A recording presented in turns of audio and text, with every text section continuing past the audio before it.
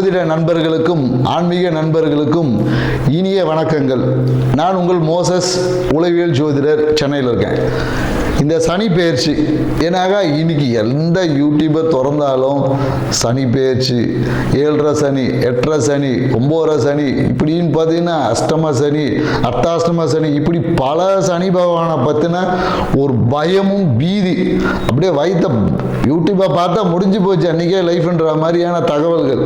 என்னடா இந்த சனி பெயர்ச்சி, சரி இது சனி பெயர்ச்சின்னா சனி பகவான் அவ்வளோ ஒரு கொடூரமான ஆளா அப்படின்ற மாதிரி சனி பகவானை பார்த்து அலறக்கூடிய, பயந்து ஓடக்கூடிய அளவுக்கு அவரை அப்படி ஒரு டெரரிஸ்ட் மாதிரி அவரை வச்சிருக்காங்க. ஆனால் உண்மையாகவே நம்ம பார்த்தீங்கன்னா சனி பகவான் அப்படிப்பட்டவரா? சனியோட காரகத்துவம் அவ்வளோ ஒரு ஒஸ்டான காரகத்துவமா? இல்லை சனி பார்த்தா கோடி நன்மை, சனியை கொடுக்கறதுக்கு என்ன சொல்லுவாங்க, சனி பகவான் கொடுத்தா தடுக்கிறதுக்கு ஆள் இல்லைன்னு நம்ம சொல்லக்கூடிய அதே நண்பர்கள் தான் சனி பகவானை பற்றி இப்படி ஒரு விஷயங்களை சொல்லி நம்மளை பயம், குழப்பம், மனுஷன் எதையா பண்ணுறது அப்படின்ற ஒரு தயக்கம், குழப்பம் எல்லாத்தையும் போட்டு நம்மளை அப்படியே ஒரு முடிவெடுக்க முடியாமல் ஒரு திணற அடிக்கக்கூடிய தன்மையில் கொண்டு போய் விட்டுட்டு, இங்கே போனால் இந்த பரிகாரம் செய்யறது, அங்கே போனால் அந்த பரிகாரம் செய்யறது, பரிகாரமே செஞ்சுட்டு அப்புறம் வாழ்க்கை எப்படி தான் வாழ்றது, இப்படின்ற ஒரு குழப்பங்கள் எல்லாம் உங்களுக்கு இருக்கும்.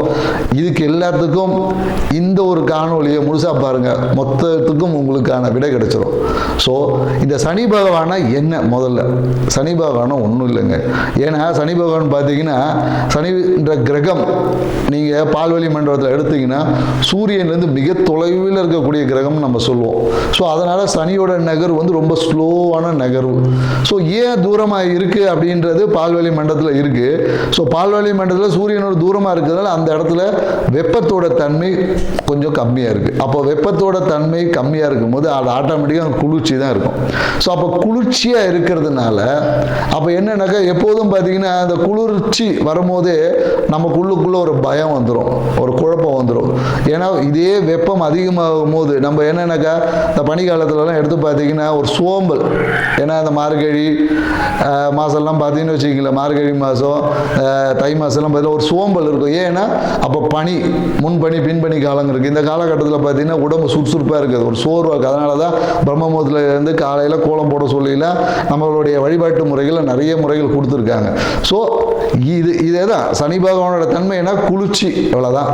குளிர்ச்சினாவே அங்கே பயம், இருட்டு. ஸோ இவ்வளோதான் விஷயங்கள். ஏன்னா இந்த குளிர்ச்சி நம்ம உடம்புக்குள்ளே வந்துட்டாவே நம்மளுடைய விஷயங்கள் எல்லாமே பார்த்தீங்கன்னா பிரச்சனைக்குரியதாக மாறும். அதே குளிர்ச்சி தான் பல விஷயத்தை சரி பண்ணக்கூடியதாக இருக்குது. இப்போ ஏன்னா சனி பகவான் நிற்கக்கூடிய பாவம்னு சொல்லக்கூடிய அந்த 3, 6, 11 இந்த பாவத்தில் நின்னா நற்பலன்களை கொடுப்பாருன்னு சொல்கிறோம். மற்ற பாவங்கள் இருந்தால் கெடுபலன்களை கொடுப்பாருன்னு சொல்லி நம்மளோட ஜோதிட சாஸ்திரம் சொல்லுது. உண்மையாகவே நற்பலன் எப்படி கிடைக்குது, கெடுபலன் எப்படி நடக்குது, இவ்வளவுதாங்க விஷயம். இதை தெரிஞ்சா உங்க வாழ்க்கையில் இந்த சனி பெயர்ச்சியில் எந்த சனி பெயர்ச்சி வேணாலும், சனி எந்த பாவத்தில் இருந்தாலும் அதை நம்ம எதிர்கொள்ள முடியும். ஸோ இப்போ இந்த 3ஆம் பாவத்தில் சனி பகவான் இருக்காரு. 3ஆம் பாவம் என்பது ஜோதிடத்தை பொறுத்தவரையும் விஜய வீரியஸ்தானம். ஸோ விஜய வீரியஸ்தானம், இந்த விஜய வீரியஸ்தானத்தில் சனி பகவானுக்குமா அந்த குளிர்ச்சி தன்மை வேணும்.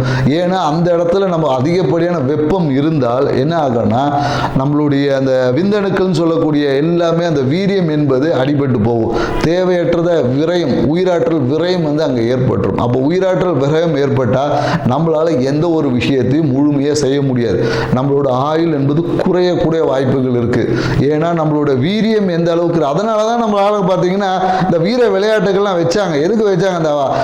அந்த காலை அடக்கிற போட்டியெல்லாம் வச்சாங்க. ஏன்னா அந்த 3ஆம் பாவம் வலுக்கும் போது தான் அந்த மரணத்தை எதிர்த்து போராடக்கூடிய ஆற்றல் நமக்கு கிடைக்கும். ஸோ அப்போ அந்த 3ஆம் பாவத்தை எப்படி இருக்குன்னா கொஞ்சம் குளுமையா இருக்கணும். குளுமையா இருந்தால்தான் நம்மளோட அந்த உயிர் ஆற்றல் சொல்லக்கூடிய, ஏன்னா அதனால தான் சனி ஈஸ்வரன் பட்டம் எதுக்கு சும்மாவா கொடுத்தாங்க? ஈஸ்வரனாவே என்னன்னா நம்ம அவர் தான் ஆயுள் காரகன். அப்போ ஆயுள் எப்படி இருக்கும்? 3ல் சனி பகவான் இருந்தால் நம்மளோட வீரியம் என்பது அந்த வெப்பத்தினால் விரயம் ஆகாம வீரியம் என்பது நீண்டதா இருக்கும். ஸோ அப்போ நம்ம எடுக்கக்கூடிய காரியங்கள் எல்லாம் நிதானமாக எடுத்து வெற்றி அடையக்கூடிய வாய்ப்புகள் ஆட்டோமேட்டிக்காக வந்துடும். அடுத்தது பார்த்தீங்கன்னா இந்த 6ஆம் பாவத்தில் சனி இருந்தால், 6ஆம் பாவம்னா ருணரோக சத்துரு பாவம். ஸோ இந்த பாவம் என்ன பண்ணும் அப்படின்னு பார்த்தீங்கன்னா வச்சுங்களேன், ஒரு மனுஷனுக்கு ஒரு வியாதி எதனால் வருது அப்படின்னு சொல்லி மருத்துவம் சொல்லுதுன்னா வெப்பத்தால் தான் வருது. அதாவது என்ன சொல்லுவாங்கன்னா மருத்துவத்தில் என்னடா இது ரொம்ப மருத்துவமாக பேசுகிறேன்னு சொல்லு. ஏன்னா இன்னைக்கு வாழ்வியலுக்கு இதெல்லாம் தேவை இருக்குது. உங்கள் வாழ்வியலை ஒட்டி தாங்க ஜாதகமும் நடக்குது, எல்லாமே இருக்குது. So alkaline as acidic condition. உங்கள் உடம்பு எப்போ அசிடிக் கண்டிஷன் வருதோ, அசிடிக் கண்டிஷன் என்பது வெப்பம், அல்கலைன் என்பது குளிர்ச்சி. அப்போ நீங்கள் குளிர்ச்சி என்பது சனி பகவான் தான் குளிர்ச்சி. அங்கே குளிர்ச்சி அல்கலைன் என்பதே சனி பகவான். ஏன்னா நீங்கள் லெமன் சால்ட் போடும் போது அது அல்கலைன் வாட்டர். அப்போ அல்கலைன் சனியோட காரகத்துவம் தான் எலுமிச்சம் பழமே. ஸோ அப்போ அங்கன்னா அல்கலைன் வாட்டர் என்பது சனி பகவான் தான். அப்போ கேன்சரை குணமாக்கக்கூடிய ஆற்றல் கூட அதில் இருக்குன்னு தான் சொல்ல. அல்கலைன் வாட்டர் குடித்தா கேன்சரை குணமாகும் என்று இன்னைக்கு மருத்துவம் ஒத்துக்குது. ஸோ அப்போது அந்த ருண ரோக சத்துரு 6ஆம் பாத சனி பகவான் இருந்தால் இருக்கக்கூடிய மொத்த நோயும் காலி. நோயே இல்லை, எதிரி என்பதே நமக்கு கிடையாது, எதிரியே நண்பன் ஆயிடுவான். ஸோ அப்போ அந்த இடத்துல நம்ம வந்து வெப்பம் அதிகமாக இருக்கணுமோ, அது என்னது நம்ம கேன்சர், இன்னைக்கு எய்ட்ஸ், இன்னைக்கு சொல்லக்கூடியத பல வியாதிகள் எதனால் வருதுன்னா உடலில் அசிடிக் கண்டிஷன், அதாவது வெப்பம் அதிகமாக வருது. அந்த இடத்துல நமக்கு குளிர்ச்சி ஏற்படும் போது அதுவே குணமாக்கும் மருந்தாக இருக்குது. ஸோ அதனால் சனி பகவான் 6ல் இருந்தால் அபரிவிதமான நல்ல பலன் சொல்கிறேன். அதே 11ஆம் பாவம் லாபஸ்தானம், மனமகிழ்ச்சி. இப்போ லாபம் மனமகிழ்ச்சி எங்கே இருக்கும்னா இப்போ நம்ம மனமகிழ்ச்சிக்காக எங்கே போகிறோம்? ஊட்டி கொடைக்கானல் தான் போகிறோம். ஊட்டி கொடைக்கானல் என்ன குளிர்ச்சியான பிரதேசங்கள், மலை பிரதேசம் போகும்போது ஹாப்பியாக ஹனிமூன்லாம் போகிறாங்க. எதுக்கு போகிறாங்க? குளிர்ச்சி. அப்போ அந்த குளிர்ச்சி இருக்கும்போது தான் மனம் என்பது மகிழ்ச்சி அடையும். மனம் என்பது தேவையில்லாமல், மனம் என்பது அதிகப்படியான வெப்பத்தினால மனம் என்பது அலைபாயும். ஆனால் அந்த இடத்துல அலை போயாமல் அப்படியே கூலாக நிற்கும் போது உங்கள் லாபம் மன மகிழ்ச்சியெல்லாம் பெருகும். ஸோ அப்போ இந்த சனி பெயர்ச்சி, ஏன்னா இந்த அறிவியல் பூர்வமாக சில விஷயங்களை ஏன் இங்கே நம்ம சொல்கிறோன்னா, எல்லாரும் ஆன்மீக ரீதியாக நிறைய கருத்துக்கள் சொல்லியிருப்பாங்க. இங்கே அறிவியல் பூர்வமாக ஏன் சொல்லணும்னா, இன்னைக்கு மக்கள் அறிவியலை தான் நம்புகிற, அறிவியல் சொல்ல தான் ஏற்றுக்கு நம்ம இன்னைக்கு போகிறோம். அப்போ அறிவியல் பூர்வமாக ஒரு விஷயத்தை அணுகும் போது இந்த சனி பேச்சில் எந்த கிரக பேச்சையும் இலகுவாக நம்மளால் கடந்து அந்த தன்மையிலேருந்து நம்ம ஜெயிச்சு மேன்மை பெற முடியும். நம்ம வாழ்க்கையை அடுத்த ஒரு நிலைக்கு கொண்டு போக முடியுமானா கண்டிப்பாக முடியும். ஸோ அதுதான் நம்ம இங்கே சொல்ல வருது. ஏன்னா இந்த கோயில்கள் நிறைய பரிகாரங்கள் சொல்லப்படுது. இந்த கோயில் போனால் என்ன நடக்கும்னா, நம்மளுடைய ஏன்னா சனியோட தத்துவம் பார்த்தீங்கன்னா ஆகாய தத்துவம். அதாவது என்னன்னாக்கா கோயில்கள் எல்லாமே விமானம் வச்சிருப்பாங்க. பழங்காலத்து கோயிலில் பார்த்தீங்கன்னா இந்த 12 வருஷம் இந்த குடமுழுக்கெல்லாம் போடுவாங்க, அந்த விமானம் சொல்லுவாங்க. அந்த விமானம் என்பது என்னன்னாக்கா பிரபஞ்சத்தோட தொடர்பு இருக்கும். அப்போ அந்த விமானத்தின் வழியாக நீங்கள் கோயிலுக்கு போக உங்களோட ஆகாய தத்துவம் என்பது விரிவடையும். ஆகாயம் நமக்கு எந்த அளவுக்கு இடம் கொடுக்குதோ அவ்வளோ தூரம் நம்மளுடைய லக்ஸரி லைஃப் என்பது இருக்கும். அப்போ தான் மற்ற பஞ்சபூதங்கள் நெருக்கடி இல்லாமல் அதனுடைய வேலையை செய்வது. அப்போ ஆகாயம் என்பது அந்த இடத்துல விரிவடையும். விரிவடைந்த ஆகாயத்தில் நம்மளோட வாழ்வியல் முறை வெறுமனே கோயிலுக்கு போயிட்டு வந்து 2 பேருக்கு அன்னதானம் கொடுத்துட்டு வந்துட்டு சனி பகவானோட விஷயம் தீர்ந்துருமானா கண்டிப்பாக தீராது. உங்களோட வாழ்வியல் முறையிலும் கண்டிப்பாக மாற்றங்களை ஏற்படுத்தணும். அப்படி ஏற்படுத்தக்கூடிய மாற்றம் மட்டும்தான் இந்த சனி பயிற்சியிலிருந்தும், எல்லா சனி பயிற்சியிலிருந்தும், எல்லா கிரக பயிற்சியிலிருந்தும் உங்கள் வாழ்வையை மேன்மையடைய முடியும். அந்த ஒரு விஷயத்தை தான் நம்ம ஒவ்வொரு ராசி பிரகாரம் இப்போ நம்ம பார்க்க போகிறோம். ஸோ வாங்க நம்ம போகலாம். புதிராக இருக்கக்கூடிய கடகராசி நண்பர்களே, இந்த சனி பயிற்சி எப்படி இருக்கும் அப்படின்றது தான் இப்போ நம்ம பார்க்க போகிறோம். அதுக்கு முன்னாடி என்னன்னாக்கா, உங்கள் பேச்சில் எப்போதும் பார்த்தீங்கன்னா ஒரு வைராக்கியம் என்பது உங்களுக்கு இருக்கும். ஏன்னா பேசக்கூடிய பேச்சு நம்ம வாய் இருக்குன்னு சொல்கிறதுக்காக ரொம்ப அப்படியே ஸ்திரத்தன்மையோடு அப்படியே ஏதோ ஒன்று பேசிடுறது. அந்த பேச்சாலேயே உங்களுக்கு பார்த்தீங்கன்னா பிரச்சனைகள் வரும். இவ்வளோ நாள் என்னன்னாக்கா, நீங்கள் வந்து பேசின பேச்சு இவ்வளோ சார்ந்த விஷயங்களில் இவ்வளோ நேரம் பேசின பேச்சுக்கெல்லாம் கிடச்சிருக்கும். பேசின பேச்சாலேயே என்னென்னாக்கா வாழ்க்கை துணை சார்ந்த விதத்தில் உங்களுக்கு பிரச்சனையை நீங்கள் அனுபவிச்சிருப்பீங்க. நிறைய பேர் பார்த்தீங்கன்னா கடகராசியை சேர்ந்தவங்க என்னென்னாக்கா டைவர்ஸ் வரையும் போனவங்களாம் இருக்காங்க. இந்த காலகட்டத்தில் இதெல்லாம் தந்தை மூலியமாக சரியாயிடும். என்னென்னாக்கா உங்கள் தந்தை என்பது இப்போதைக்கு ஒரு ரோல் மாடலாக உங்களுக்கு இருப்பார். இதே தந்தையால் தான் முன்னாடி பிரச்சனையும் வந்திருக்கும். இப்போது அது அப்படியே மகிழ்ச்சியாக மாறக்கூடிய ஒரு காலகட்டமாக இருக்குது. ஸோ நீங்கள் என்ன பண்ணணும், என்ன பண்ணக்கூடாது, இதை தான் இப்போ நம்ம பார்க்க போகிறோம். ஏன்னா இந்த மோஸ்ட்லி என்னென்னாக்கா இந்த கடகராசி என்னென்னாக்கா எல்லாத்தையும் வந்து ஒரு நோட் பேட் மாதிரி நோட் பண்ணி வச்சுக்கிட்டு அப்படியே வந்து அதனாலேயே இவங்களுக்கு பிரச்சனை. ஏன்னா இவங்க சுற்றம்னு ஒன்று இருக்குது. இவங்களை சுற்றி இருக்கக்கூடிய சர்க்கிள் என்ன பண்ணுன்னா இவங்களை உசுப்பேற்றி விட்டு இவங்களுக்கு தண்ட செலவை ஏற்படுத்திடும். ஏன்னா கடகராசிக்காரன் நிறைய பேர் நம்ம பார்த்துருக்கோம். என்னென்னாக்கா கூட அந்த சுற்றி இருக்க ஒரு நட்பு கூட்டம் ஒன்று இருக்குது. அந்த நட்பு கூட்டம் என்னென்னாக்கா இவங்களை பயன்படுத்துகிறதே அவங்களுக்கு ஒரு வேலையாகவே வச்சுருந்துருப்பாங்க. ஸோ இப்போ அது எல்லாமே ஒரு என்னென்னாக்கா நட்பு ஓட்டம் எல்லாமே கொஞ்சம் கலைஞ்சிரும். நட்பு ஓட்டமே இப்போ இருக்குமானே தெரியாது. ஸோ ஆட்டோமேட்டிக்காக கலையக்கூடிய காலகட்டம் தான் இது. ஆனால் என்னென்னாக்கா உங்களுடைய உங்களுடைய பேச்சில் மிகுந்த எச்சரிக்கை தேவை. ஸோ பேசுகிறோன்ற பேரில் ஏதோ ஒன்று பேசுவீங்க, அந்த பேச்சே உங்களுக்கு மிகப்பெரிய ஒரு பிரச்சனைக்குரிய காலகட்டமாக இருக்குது. ஆனால் என்னென்னாக்கா ஒரே ஒரு மகிழ்ச்சியான செய்தி என்னென்னாக்கா இந்த காலகட்டம் பார்த்தீங்கன்னா நீங்கள் தொட்டதெல்லாம் துளங்க தான் போகுது. ஸோ உங்கள் மனம் சார்ந்த விஷயம் பார்த்தீங்கன்னா மனசில் நினச்ச காரியம்லாம் நடக்க போகுது. ஸோ உங்களுடைய இஷ்ட தெய்வ வழிபாடை நீங்கள் ஆனால் கடைபிடிச்சிக்க.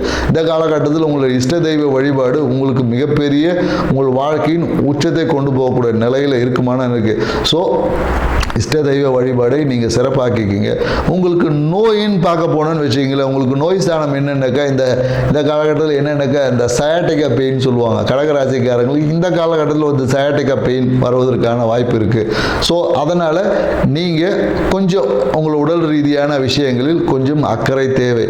உணவு குறிப்பாக என்ன சொல்லணும்னா கடகராசிக்கு இந்த காலகட்டத்தில் ஃபுட் பாய்சன்லாம் ஆகிறதுக்கு வாய்ப்பு இருக்குது. ஸோ உணவை சரியான விஷயமா பார்த்துங்க. ஏன்னா இந்த காலகட்டத்தில் இந்த குளிர்ச்சியான உணவுகளை கொஞ்சம் தவிர்த்துக்குங்க. கொஞ்சம் வெப்பமான உணவு சூடோட கொஞ்சம் வருது. இந்த பழைய உணவு சொல்லுவாங்களா, அந்த ஃப்ரிட்ஜில் எடுத்து வச்சு சாப்பிட்றது, இந்த மாதிரியான விஷயங்கள்லாம் இருந்தீங்கன்னா சயாட்டிக்கா பெயின் கன்ஃபார்மாக வரும்.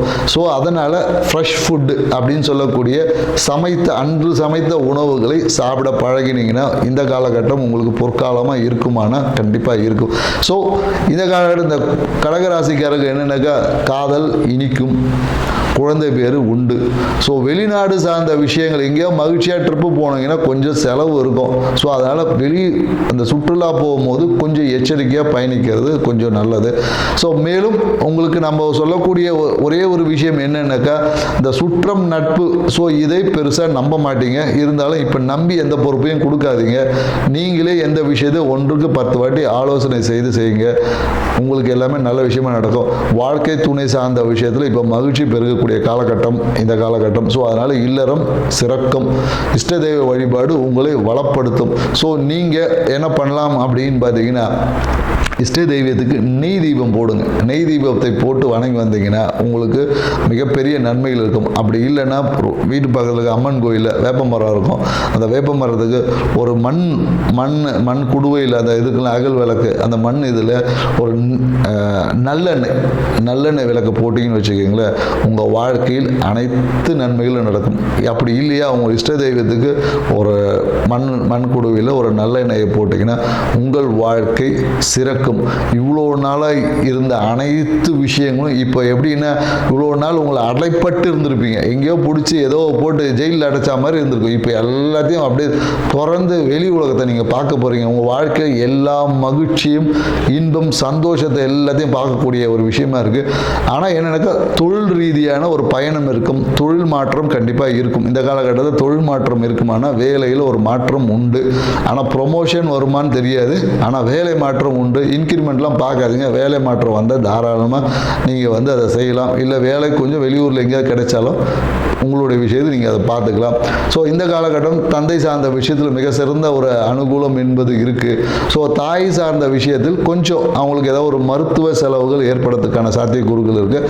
தாய் சார்ந்த விஷயத்தை கொஞ்சம் கவனிக்க. வண்டியில் போகும்போது கொஞ்சம் பார்த்து போங்க. இதெல்லாம் ஒரு பரிகாரம் தான். இதெல்லாம் உங்களுக்கு சொல்லணும்னு அவசியம் இல்லை.